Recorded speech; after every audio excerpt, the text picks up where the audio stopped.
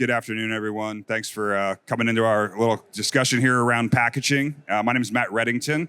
Next 20, 25 minutes, we're going to walk through some strategies where GPOs can help you in reusables and optimizing the cube. Our talk track really is around how we can optimize not just your packaging you buy, but the entire system today. Jump into a little bit about what that is, tell you a little bit about who Procure Analytics is, explain the GPO model, and walk through a case study of real use moving from EPS coolers into returnables. So the whole thing that we premised this discussion around was how do you optimize your profit, right? So as you ship things out, as everybody's going through their packaging discussions, looking for ways to drive costs out of their business, the packaging cube really became this talking point for us in around your packaging cube is your profit cube. How do you go optimize that? With the changes we've seen with NMFC on the LTL, dimensionalizers, UPS and FedEx rounding everything up, we really wanted to focus in on how do you optimize that cube and drive more profit from it. So a little bit about Procure Analytics, which is the company I work for, and my role there, and kind of what GPOs do from that perspective. So Procure Analytics is a group purchasing organization. We use leverage buying for our 1,300-ish members. We call them members because folks join our programs to get access to our pricing programs. We have pricing programs with folks like Grainger, Fastenal, Applied Industrial Technology, Shore Packaging, PLA, 4840, things along those lines where we've leveraged buying to drive down pricing for everybody. The GPO model has been around for over 50 years, really started in the healthcare space. We are primarily only focused on MRO, packaging, and logistics. We have deep expertise in that. We've been doing this for 15 years.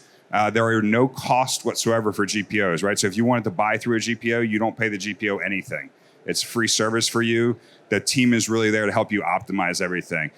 We've got approaching $2.6 billion at the end of this year that we'll be managing across those three verticals, roughly 40 different supplier programs in that group. The real key stat on this slide, and we'll get into the meat of the discussion, is since our founding in 2009, we have had a 99% retention of members, or what you would think of as a customer. It's very simple to join our program. It's also very simple to leave. So that's something we're very, very proud of, and it's near and dear to our hearts, and the ability that we've had to retain these customers through our programs and driving incremental value to everybody that buys through those programs. A couple macro topics before we jump into the specifics of what we're going to cover here around pressures within the market space that we're seeing in packaging. The three big ones are we're continually seeing rising costs that started with COVID and continue to come out of there. We've seen it across fiber-based packaging, resin-based packaging, and looking for solutions that not only look at taking cost out of unit price, but how do you optimize through that entire system? Using unit prices alone are not going to get folks to the most profitable solution. And especially with the changes that have been made through the transportation system, it's become more and more difficult to look at just unit pricing. Sustainability mandates, EPR rules are also contributing to it. The big thing we're talking about, and we talked to a member on the front end, is one, what are you buying, but how are you using that? How's it going through your system? How does it come from your suppliers? How does it move through your facilities? How do you send it to your customers? How does your customers use it? What does that full life cycle look like? And what we've really found is that every dollar, every carbon footprint gram, every piece of transportation is tied back to one thing, and that's driving more profitability for your business. So moving towards sustainability, moving towards reusables is really much more of a resilience strategy than just a pure cost play. And we'll jump in that a little bit more as we go through this thing today. GPO's unique role, so group purchasing organization, we're kind of at a very interesting intersection as we think about kind of you buying from a supplier directly versus buying with this third party involved of a GPO. Right, so we're seeing things across an entire ecosystem. We're seeing things happening with companies like a Michael's Stores. We're seeing things happen with heavy metal manufacturers, copper manufacturers. We're seeing stuff in retail with like a Macy's or e-commerce shippers. We have this incredible view across the network, not only on how people are buying, what they're buying, and how those changes are affecting their business, that we can bring to bear to help folks better understand and explore those solutions across their business. It's basically free consulting with no obligations to move forward with anything else. That data scale and visibility, we have a network of about $5 billion of price points across the US on packaging and MRO. really gives us an ecosystem in which to operate and give folks true visibility into what a solution could be. Everything we do, we start with what we call benchmarking. So we're going to take your program or whatever you're buying from a Fastenal or a Shore or somebody else and say, hey, here's what we see within our program, what you should be paying for those like items. Come back, we have a conversation around that. We actually don't care if you buy a box, an EPS cooler, a reusable container, a mailer envelope. We're neutral on all of that. Our goal is to really help you figure out how to use that better through your system. The other piece that's really important is the visibility that we give it to you folks. We see a lot of dirty data in the industry. We got our start in MRO because it's one of the dirtiest categories from data in the world. Everybody here could describe a pair of safety glasses different in the 26 characters that SAP or Oracle gives you. So you don't even know what you're buying anymore. Buyers are changing roles so often that a lot of buyers are not category experts anymore. GPOs help solve that problem with deep category expertise for you and really help drive what can work across the entire ecosystem. A few specific examples as we look at reusables here. We talked about the cross-industry representation from members. So we can see things that are happening and things that people are trying, not only in the US, but also in Europe. And Europe tends to adopt sustainability and reusability much faster than we do here in the US. So we're seeing things happen in there that are now starting to pick up in the US. We're aggregating that demand across what it can look like, and we can go create net new programs for folks in a reusable space that they may not be able to do by themselves with their own individual volumes. If anybody wants these slides, I see folks taking pictures, I will send them to you if you just send me an email afterwards, and you're going to get an opportunity to grab all of that. And we're happy to send you anything else around our market point of views or things along those lines coming out of it. The implementation support that you get from a GPO is phenomenal, right? We're all resource strapped today. We have a team of 12 PMP, program management professionals, that are dedicated to running 60 to 90-day sprints to help you make these change managements, not only within your corporate organization, but actually boots on the ground in your facilities. They will go on site, work with your shipping supervisors, your warehouse managers, your operations lead to drive those changes and ensure that you're actually seeing the results. You'll also get real-time reporting on all of that to see how sites are adopting, and you can compare sister facilities around what's going on there. We touched on a lot of these. This is a kind of a nice leave behind slide, but what I really want to jump into is how we go from designing a program through implementation in a real world example that hopefully makes sense for everybody going through. Everything we do starts with a pilot design or our testing, or articulating what that value is, and we want to touch and feel everything, whether it's a pallet, a box, tape, a ball bearing, safety glasses. We want to validate that what your data is telling you is actually what you're buying today. More often than not, the data doesn't match the physical product that you're buying today, so we have to validate through that. As we go through that, we're really fine-tuning the ROI. We're looking at how we're going to put measurements in place, how you want to look at cost savings, how do you want to see that compliance report coming through. And then we're another resource really holding those suppliers accountable. For many folks, we're jumping them into like a national account program or a corporate account program where they may be a smaller buyer based on our overall buying power. We really fit in to help make this a smarter buying system and much easier for you to drive costs and get buy-in from your organizations. One quick thing around what happened in the small parcel network prior to jumping into the case study is they've changed how we do math. So we were all taught in junior high, elementary school, 11.5 you round up, 11.4 you round down. FedEx and UPS changed that. Both of them are now in August rounding up. At 11.01, that is now 12 inches from a dimensional weight perspective.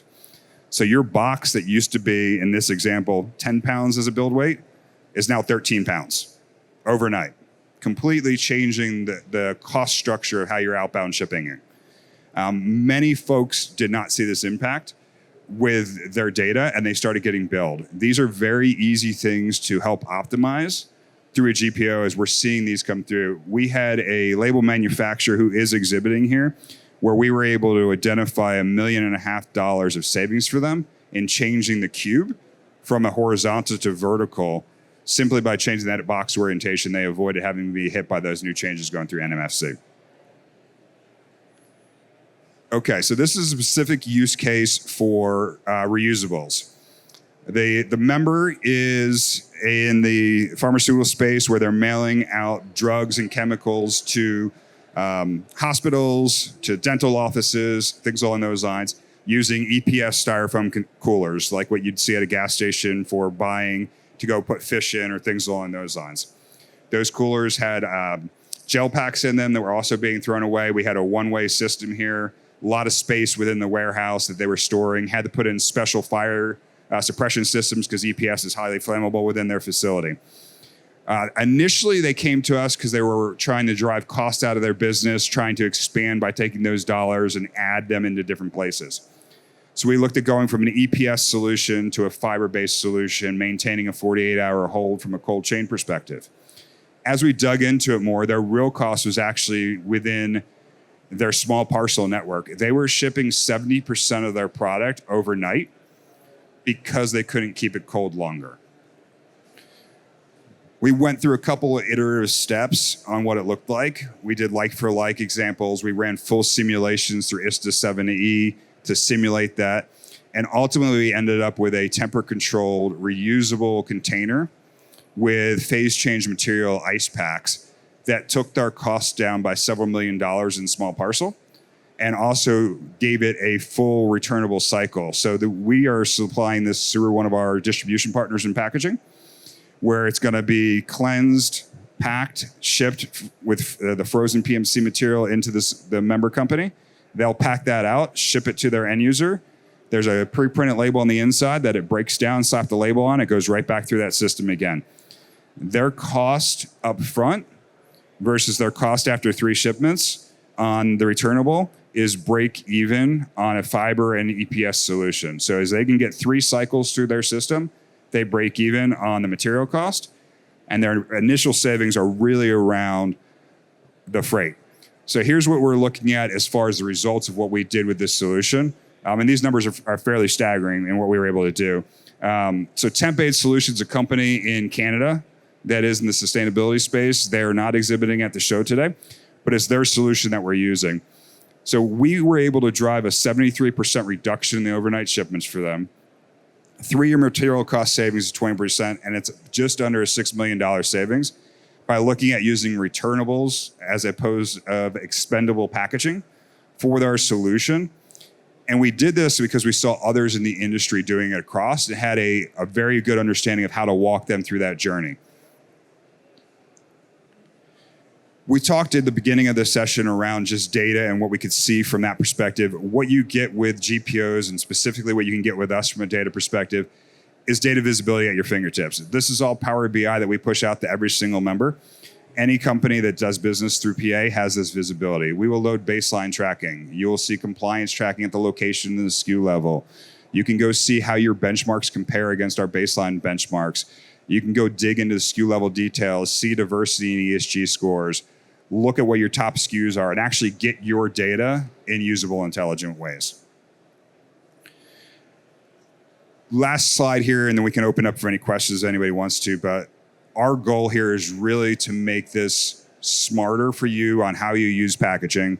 Couple suggestions that we threw on here on how to start that process, whether it's through a GPO like ourselves at Procure Analytics or through somebody else, but auditing your top SKUs, really go and understand how your system is using those today.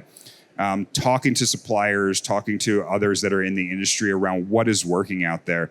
Reusability and moving from something that could potentially be a higher cost unit price is scary in many procurement organizations. We have the background and the history where we can walk through and have those conversations and show you the justification that you need with your finance teams and operations teams to make those make sense. And really the challenge of getting out of single-use packaging is more and more important as we go forward. I'm sure we've all seen the change with Amazon to more mailers and padded mailers and things like that from boxes. There is now a very real reason to do that both financially for you as well as for the environment. So we're very happy to have a conversation on helping others make that journey into the reusable space or just packaging in general. There we go. So this is a little interaction spot. If you want my contact details, that QR code will put me right into your phone. So if you have any questions about packaging whatsoever, we're happy to have a conversation with you. We also have a booth just down the way. We do MRO packaging and logistics. So all three of those things, we'd be happy to have a conversation with you guys around what our programs look like, what it would look like to join one of those programs, timelines on onboarding. But if there's any questions, we're happy to take those. But hopefully that goes into your phone and you guys ping us at some point in time just for information. Or if you really have a question and a need, we're happy to help from that perspective as well.